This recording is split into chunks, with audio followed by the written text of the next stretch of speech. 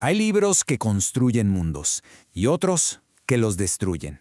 Hoy vamos a meternos en la historia secreta de un libro que, fíjense, no nació para ser un arma, pero terminó convirtiéndose en una de las más peligrosas que han existido. A ver, imaginemos un texto. Un texto que por más de un siglo ha sido la excusa perfecta para el odio, para la persecución, para la violencia. Un documento que se vendió como la verdad absoluta, pero que, en el fondo, era una mentira total, de pies a cabeza. Pero aquí viene lo más increíble.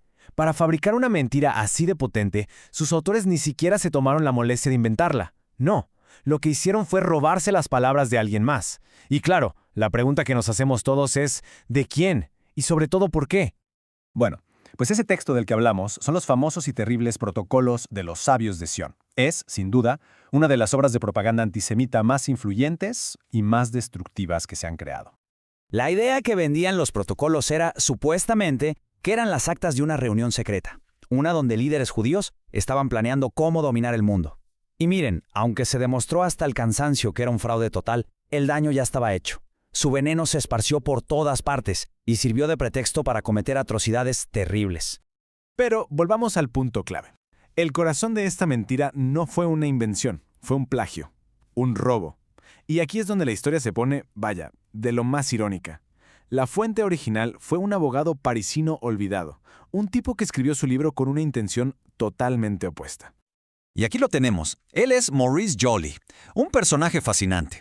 Un hombre que de verdad se opuso a cada régimen que le tocó vivir. Un idealista que pagó carísimo por defender sus ideas y cuya obra fue totalmente retorcida para servir a una causa que él, sin duda, habría odiado con toda su alma. ¿Y cómo se descubrió todo esto? Pues casi por casualidad. Fíjense, corría el año 1921, cuando un corresponsal del periódico The Times, un tal Philip Graves, recibió un librito viejo, anónimo. Se puso a leerlo y de repente, ¡pum!, se dio cuenta de algo increíble. Párrafos enteros eran idénticos a los de los protocolos. El plagio era descarado. Había encontrado la fuente original. Y que quede claro, no hablamos de inspiración. Para nada. Esto fue un robo a mano armada, un vil copia y pega. Los falsificadores simplemente tomaron el texto de Joly, le cambiaron los personajes y donde Joly hablaba de un tirano, ellos pusieron líderes judíos. Y listo, lo vendieron como una conspiración real. Y aquí está la prueba irrefutable. Miren esto. A la izquierda, el texto de Joly, de 1864. A la derecha, los protocolos, de mucho después. Es que es idéntico, casi palabra por palabra. El plan para gobernar con violencia y terror no era una conspiración judía, claro que no. Era la descripción que Joly estaba haciendo de un tirano.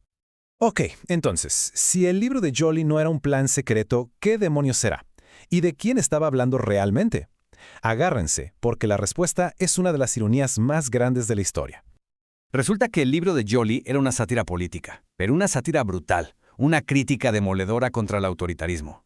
Era un dardo envenenado, un ataque apenas disfrazado pero directísimo contra los métodos de un solo hombre, el emperador francés Napoleón III.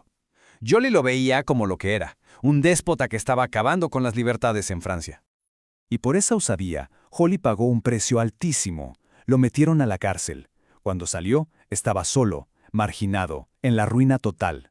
Al final, se quitó la vida, sin tener la más mínima idea de que su libro, que era una defensa apasionada de la libertad, acabaría transformado en un infame manual para el odio.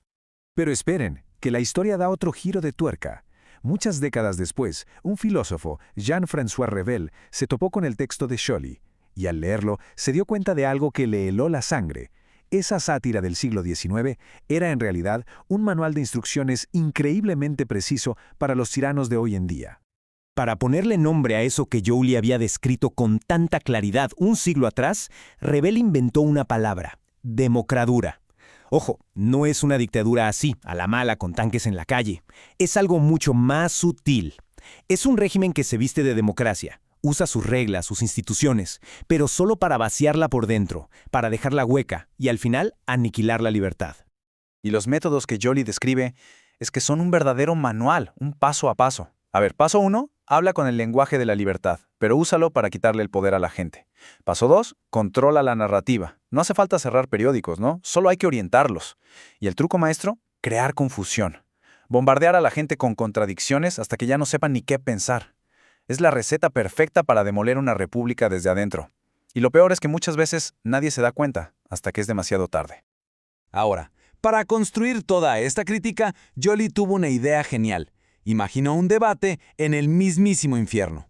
Y para ese debate puso a discutir a dos pesos pesados del pensamiento político, cada uno representando una visión del poder completamente opuesta a la del otro. Por un lado tenemos a Maquiavelo. Él es el fantasma que representa a Napoleón III, y su argumento es el del poder cínico, pragmático. El fin justifica los medios. Y del otro lado tenemos a Montesquieu, el gran defensor de la Ilustración, que aboga por una sociedad basada en la ley, en la moral y sobre todo en la separación de poderes. Es al final la eterna batalla entre el poder sin límites y el Estado de Derecho. Y hay una frase que Joly le hace decir a Montesquieu que resume perfectamente la advertencia de todo el libro. Dice que el despotismo que llega en silencio puede ser mucho más dañino que el caos más ruidoso. ¿Por qué? Porque va carcomiendo los cimientos de una sociedad libre poquito a poco, sin que casi nadie se entere.